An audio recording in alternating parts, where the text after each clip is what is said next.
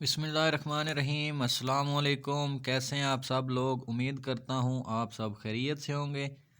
آج کی ویڈیو جیسا کہ آپ تھمبنیل میں دیکھ چکے ہیں کہ کان کا انفیکشن، پیشاب کی نالی میں انفیکشن، جلد کا انفیکشن اور کوئی بھی بیکٹیریل انفیکشن جو ہے اس کو کیسے ٹھیک کیا جائے اس کے متعلق ہے۔ جو لوگ ہمارے چینل پر نئے ہیں ان سے گزارش ہے کہ چینل کو سبسکرائب کر لیں اور بیل آئیکن کو آل پہ کر دیں تاکہ مزید آنے والی نئی ویڈیو آپ کو سب سے پہلے مل سکے۔ تو چلیے دوستو ویڈیو شروع کرتے ہیں۔ آج کی ویڈیو میں آپ کو بتاؤں گا کہ اگر آپ کو اس طرح کا یہ جو ہوتا ہے الرجی ہو جاتی ہے سکن پہ، یہ آپ کو جیسا کہ تصویر میں نظر آ رہا ہے، ایسی الرجی اگر آپ کو ہو جائے تو آپ نے کیا کرنا ہے، یا اگر ایسی الرجی آپ کو جسم کے کسی بھی حصے پہ ہو جائے تو آپ نے اس کے لیے کیا علاج کرنا ہے۔ الرجی کی بہت سی اقسام ہے، کچھ لوگوں کو دانے بن جاتے ہیں، کچھ لوگوں کو جلد پر اس طرح کے نشان وغیرہ بن جاتے ہیں ریڈ کلر کے، اور سوجن ہوتی ہے اور جلن جو ہے وہ کافی محسوس ہوتی ہے۔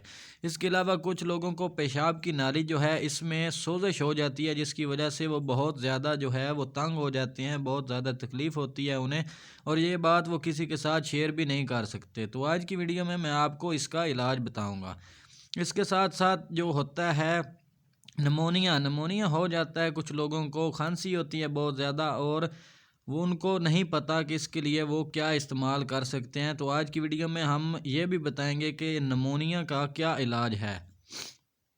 یہ آپ تصویر میں دیکھ سکتے ہیں کہ نمونیا میں کھانسی بہت زیادہ ہوتی ہے اور انسان جو ہے وہ نڈھال ہو جاتا ہے، تو اس کے لیے آپ نے کیا کرنا ہے۔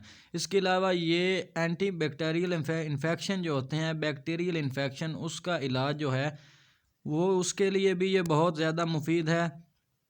اس کے ساتھ جو آپ کو کان کے اندر جو ہے وہ درد محسوس ہوتی ہے، یا کوئی بھی ایئر انفیکشن آپ کو بن جاتا ہے، کان کے اندر درد ہونا، کان کے اندر سوزش ہونا، اس سب سے کیسے بچا جا سکتا ہے اور اس کا کیسے علاج کیا جا سکتا ہے۔ یہ آپ کو آپ کی سکرین پہ جو کیپسول نظر آ رہا ہے زی سیف، یہ 250 ایم جی میں بھی ہوتا ہے اور 500 ایم جی میں بھی ہوتا ہے۔ یہ آپ کو کسی بھی میڈیکل سٹور سے جو ہے وہ مل جائے گا۔